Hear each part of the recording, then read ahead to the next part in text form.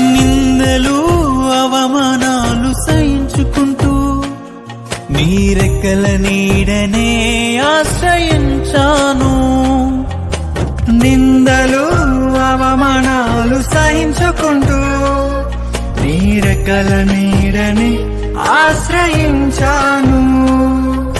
నీ వాగ్దానములను చేతపట్టి నీ వాగ్దానములను చేతపట్టి నీ ముఖముపై దృష్టి ఉంచినానయ్యా. నీ ముఖముపై దృష్టి ఉంచినానయా.